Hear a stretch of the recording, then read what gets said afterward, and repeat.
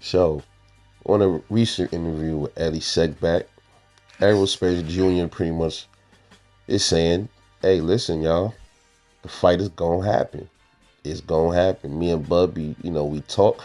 He said that on the interview he had on his girl AO on her podcast. He pretty much said the same exact thing, different words. But I was watching Errol Spence and I'm looking at him on the Ellie Segback interview, man. He looks good, man. I'm telling you, he looks like he's not slurring. His speech ain't slurring much anymore. He looks like he's getting back to himself again. And that is what we want. He looks like he's getting right back to himself again. I'm actually pretty proud of Errol Spence because it looks like he's focusing. It looks like the fight look like it's gonna happen, man. It looked like we might be getting closer to it because when you start to see these dudes both start talking about it, and you're not hearing it from Mike Coppinger, you're not hearing it from uh, uh, um, Steven Espinoza. You know what I mean? When you're not hearing it from these fucking dudes, now you're starting to hear it more from the actual boxers. Then that's a good indicator that the fight is probably on its way. So he told people, man, don't be, you know, one thing he did say is the fight is not June. So it's whoever said that, whoever started that rumor, who keeps putting out these fucking dates, man? I mean, granted, I know I had saw a few posts in the past because Espinoza, was it Mike Coppinger? One of them they put out dates too. I think it was Mike Coppinger, man. So a lot of times it's not the boxing channel's fault. Sometimes it's them, but other times it is the boxing channels coming up with fake stories and fake dates and everything, and it gets people amped up. That's not cool because you got people that really believe that these dudes was gonna fight on certain days, and they go ahead and book in advance hotel rooms, all kind of stuff.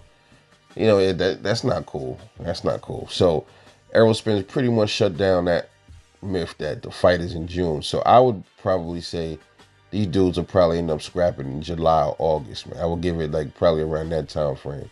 Hell, it might even be later than that. It might even be September or something like that. Because you got to understand, right? These dudes want to be on the A game against each other. Both of them. Both Errol Spence and Terence Crawford. Errol Spence need to be on his A game against Crawford.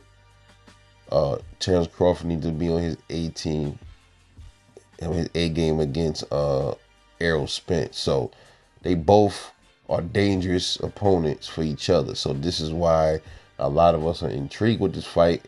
Not only that, these two are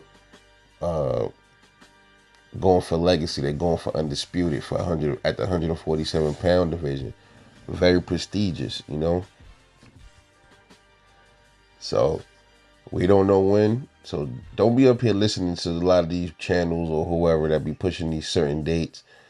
The most I can say is, just wait for one of them to announce it on their Twitter or something like that. Because both Terence Crawford and Errol Spence, they both are heavy Twitter users. So very interesting to know as well that he actually chops up on the phone with Terence Crawford. Excellent sign. So and the way he's saying stuff, he's like, Errol himself is pretty much saying, yeah, we getting this fight done, and it's gonna happen. So get ready for Terence Crawford versus Errol Spence Jr. And I'll give Errol his credit. It don't look like he deflected much. It looked like he pretty much is saying, yeah, I want this fight. So we'll have to see if his handlers do the right thing and stop being fucking hurdles for these damn fights, man. But what y'all thought about the Errol Spence Ellie Segback interview? If y'all ain't see it, go over to Ellie Segback channel. You'll see it. He looks sharp. He looks like he's more like his words aren't slurring. He looks ready to do what he got to do, So let's see what happens, y'all. This is your boy Rebel Life Boxing. Catch y'all in the next one, and I'm out. Peace.